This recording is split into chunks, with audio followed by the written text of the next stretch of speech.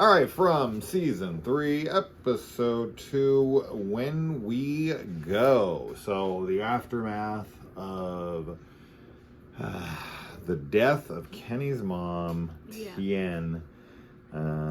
We finally get to see, yes, obviously, spoilers for the episode. She is dead. We thought maybe she would be like disfigured. Yeah. Mutilated. Yeah, but not left to left. We were hopeful, mostly for Kenny. If she was still alive and he had to watch her die, like when he came back, because she was just so mangled. Yeah. I don't know if that would be worse or better. I think it'd be worse.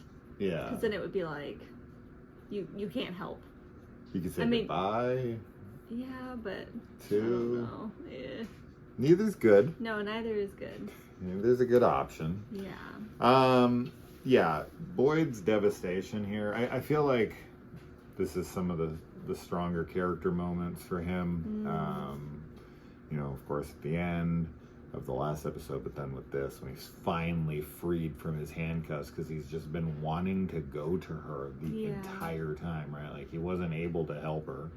He feels guilty for that, obviously, which he shouldn't. There's not really anything he could do. No. Donna doesn't try to help him, though. I'll tell you that. She's blaming him. Oh, yeah. Donna has a really bad reaction to this. I totally get her reaction. And she sort of walks it back, because initially she goes in being like, why would you do that? Like, why would you go after the animals? You put people at risk. And then he's like, what are you talking about? This is literally our only food source, our only resource. Like, what else was I supposed to do? And then she's like, oh, yeah, you're right.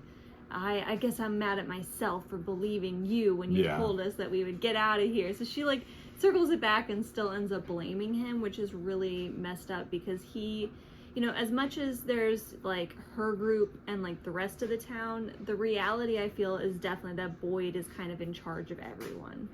I think at this point. He's the law. Yeah.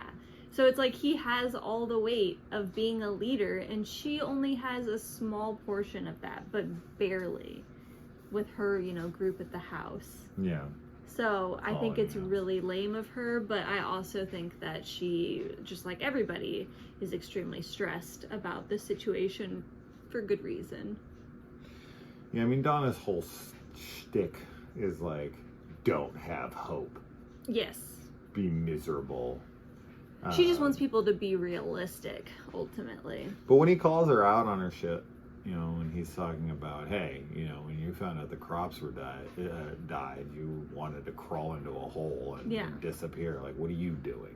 Right. So, and then she kind of went back on it, and then she just kind of became Donna again, and was like, oh, and you gave me hope, so fuck you. Yeah. Donna's Donna. But we've got Kenny and Jim. They found some crops that are not rotten.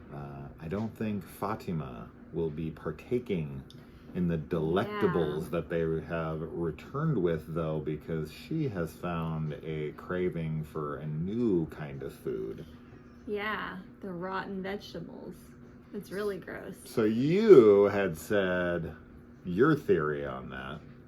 Oh yeah, she's craving the rotten stuff because, like, she has a demon inside of her, a rotten baby that she's got to eat. So you think that... So do you think it's Ellis's kid?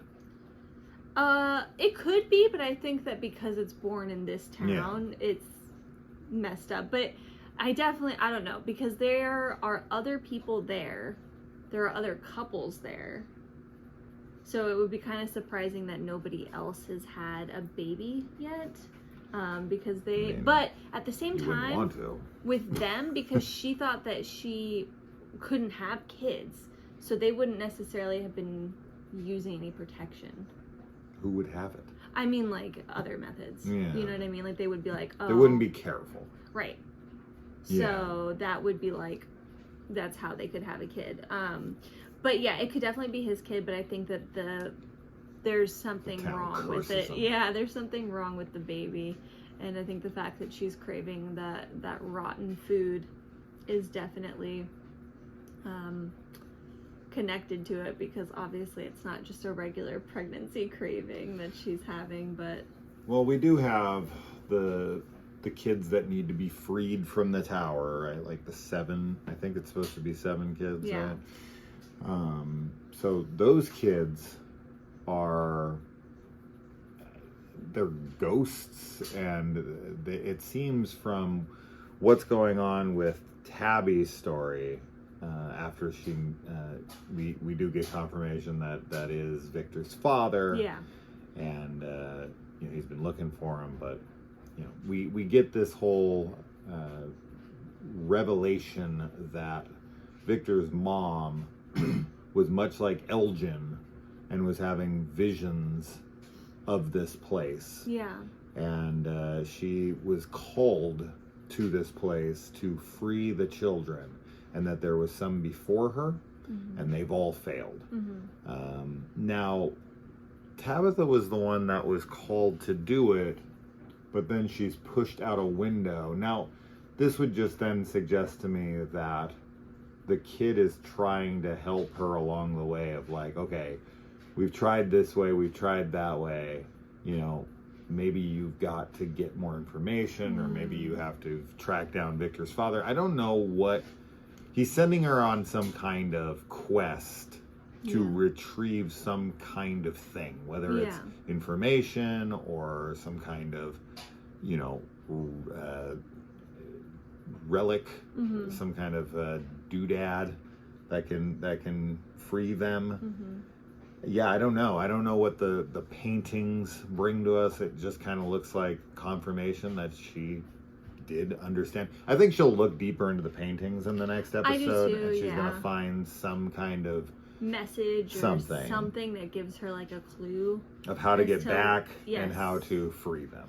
Yeah, and it is interesting too because Victor's father, like when he's explaining to her like how his wife made the paintings and how she knew about the kids and everything and how she was chosen, he does say like the town is everywhere, but you can't find it if you're looking for it. So I think that's really interesting. Like they can't be intentionally looking for it. So I'll be curious how they can, if they can get there. It's the reverse room of requirement. Yeah. But yeah, this is a really sad episode overall.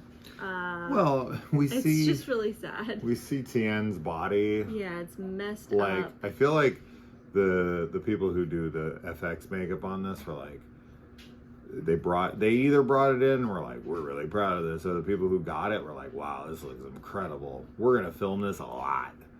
Because we see her body a lot. They show it a lot. And it definitely has the impact too, because it's like she was, once a member of the town and she was alive, and now we're seeing her all mutilated and it destroyed. Legitimately looks like they killed and mutilated this actress. It looks really insane. Like the special practical effects is like amazing. Yeah.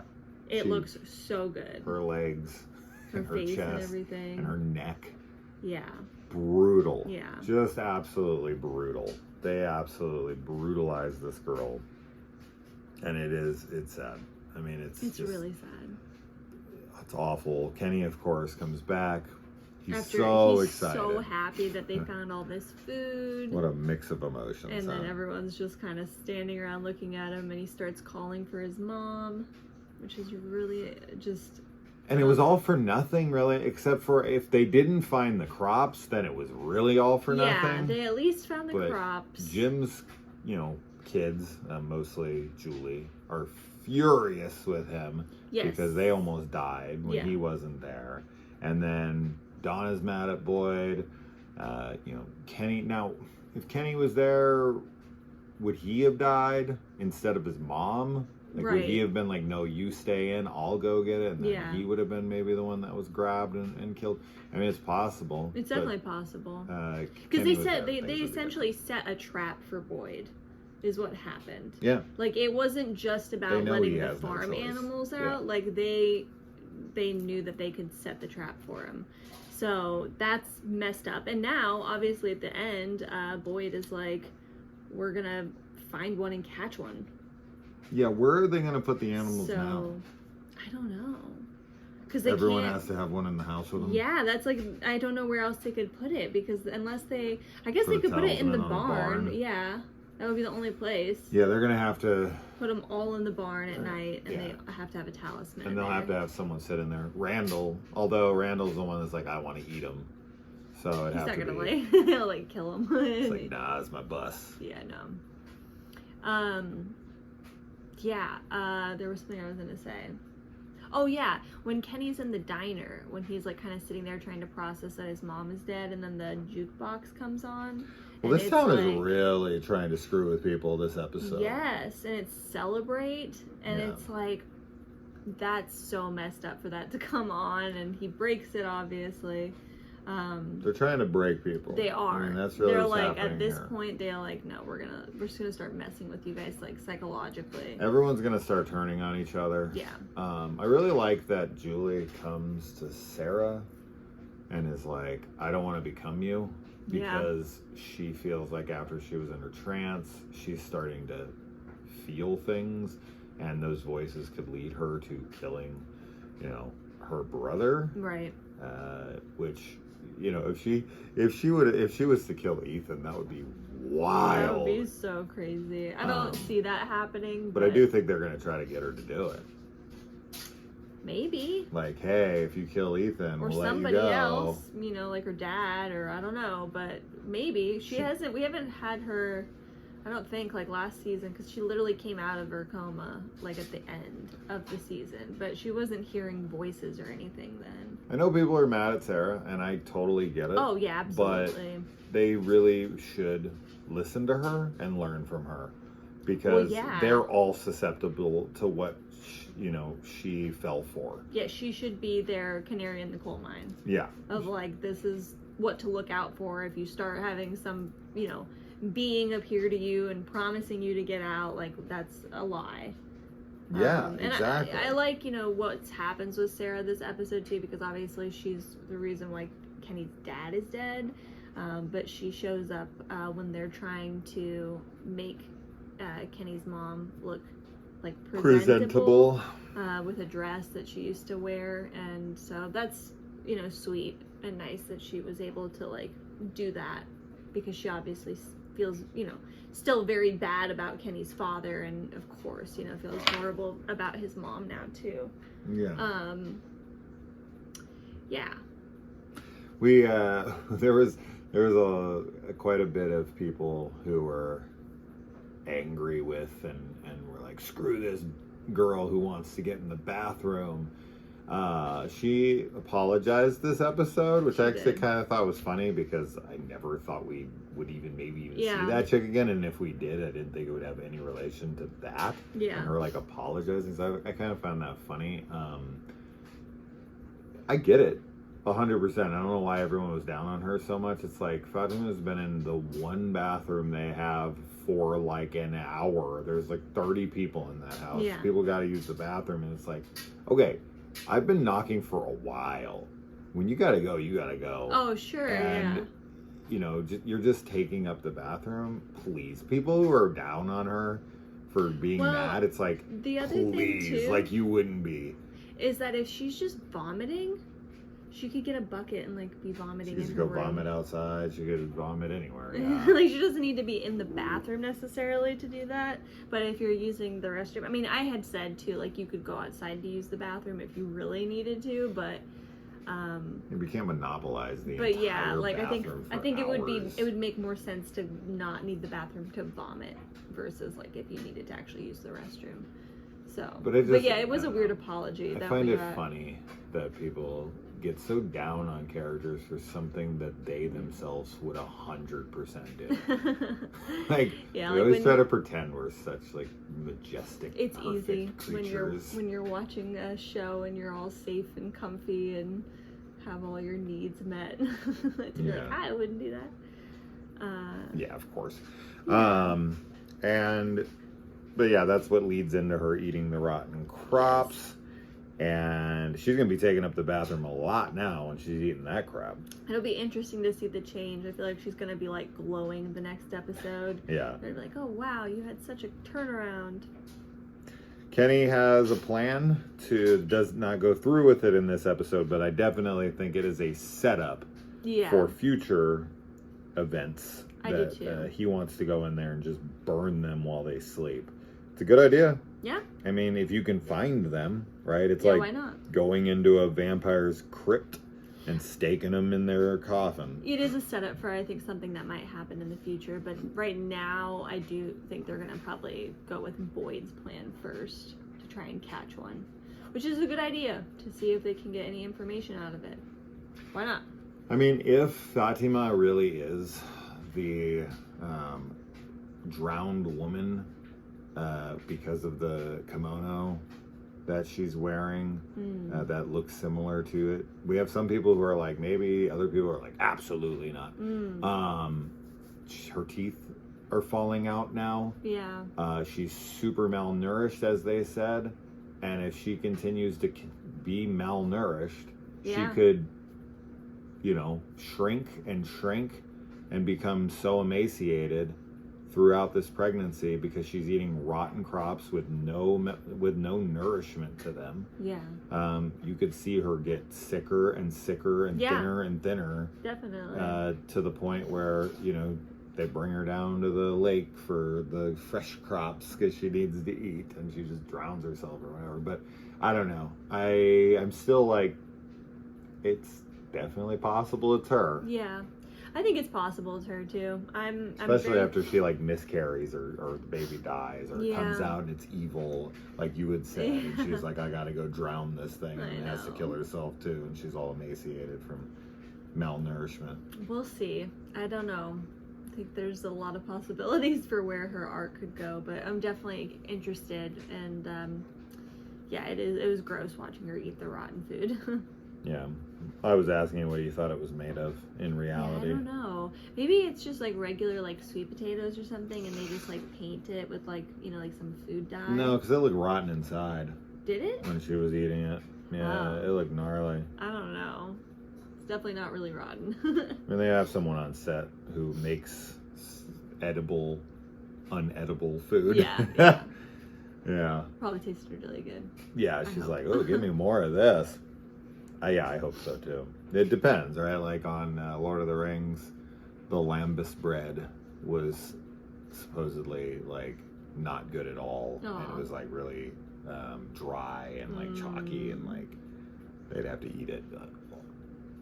So I think, just for the shot, it does not have to taste good. But it would be ideal. It'd be nice if it tasted good. Especially if you have to swallow it and actually put it in your system. I hope it's made out of something that's I'm sure it is. And nutritional. I mean, as I said, they're really trying to screw with people. And we end this on Jim after he gets the riot act read to him by Julie, saying when Thomas died, you fell apart. Yeah. Duh. Of course. Julie pisses me off. She's just so annoying. She's just upset. I'm sorry I was out trying to find your mom. Yeah, but she's convinced, probably a lot of people, is that her mom's dead because it's been 4 days. So I'm gonna go look for her. You can't hold down the fort? How old are you? I understand. What is she fucking She just wants her 18, 19 years old?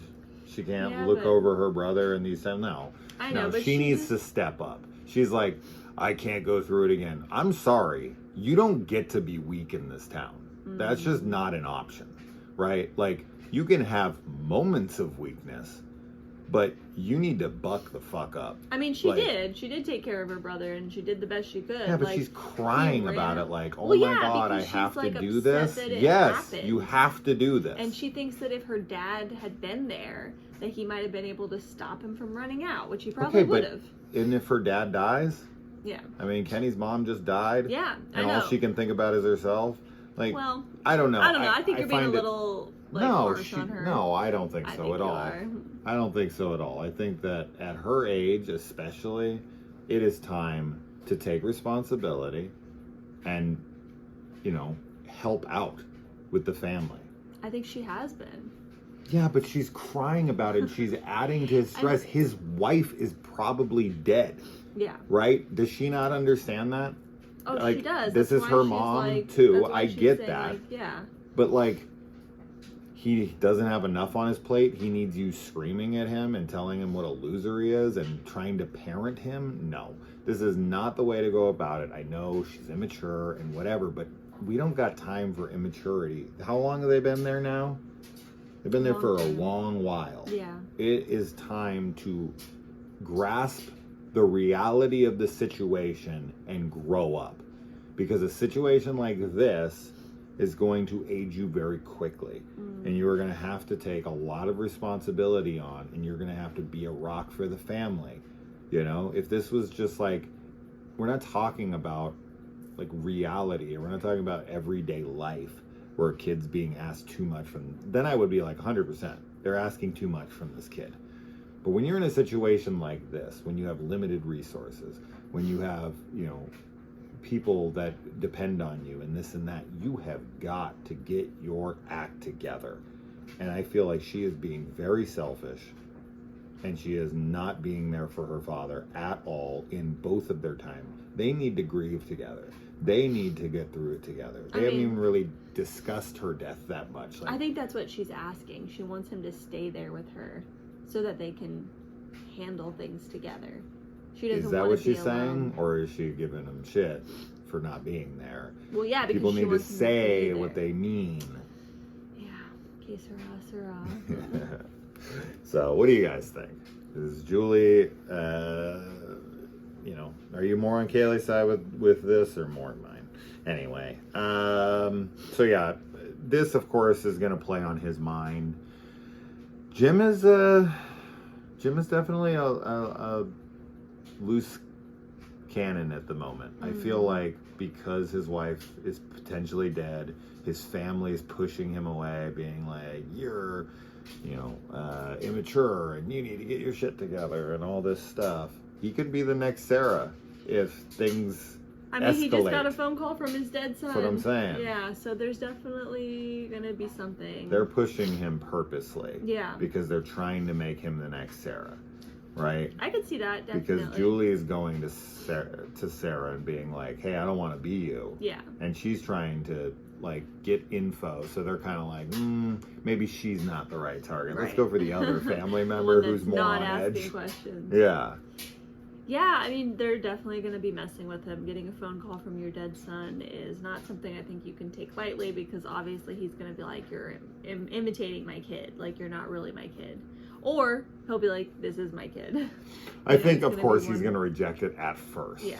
Right? And then the more it goes on. And, yeah. This reminds me, of course, of The Walking Dead. When Rick starts to receive the phone calls. Oh, yeah, from his wife. And, you know, the phone's not even freaking plugged in. Yeah, that's of course. all It's like, messed up. those phones don't work in The Walking Dead. But yeah, he is losing it in that season. Yeah, that's good. Yeah, it's definitely similar. So, we'll see. So, I'm very curious to hear what the conversation is, and I hope it's like the opening scene for next week. Yeah. So, yeah, I think they'll definitely go in there eventually to burn the bodies. We'll see. Oh, we also didn't even mention, at least I don't remember you mentioning it, and this is another big one. I think maybe you did say it, but one extra piece here that we didn't talk about much is that Boyd said we need to catch one of these things. Yeah. Okay, yeah. you said it, We yeah. definitely talked about it. We talked about it? Well, we said that that's what's gonna happen. That they're gonna. I said that that's the plan they're gonna go for before they go to burn the bodies. Okay. You said it because I said the burn the bodies thing. I don't know. I'm always reading the notes while you're talking. I'm sorry. It's okay. But yeah, that's definitely one of the things that I'm very curious to see how Me they too. pull it off. And they had a body before, but it was dead. Yeah. And now we'll see how they can actually achieve catching one of these things. But what will they gain from that? Will they try? They're going to try to talk to it, Yes. right? Because they can talk, they can communicate. Yeah. But I don't know, like, what? This thing's not going to tell him anything. I know they're gonna have to start torturing it. Probably is what they're gonna do, but doesn't have any. I don't know. I'm curious like that, as to what's gonna happen. I think it's gonna tell them stuff that's gonna mess with their heads. Probably. Yeah. So. Okay, well, that's that. Anyway, what did you guys think? What are your theories? And until next week. Bye.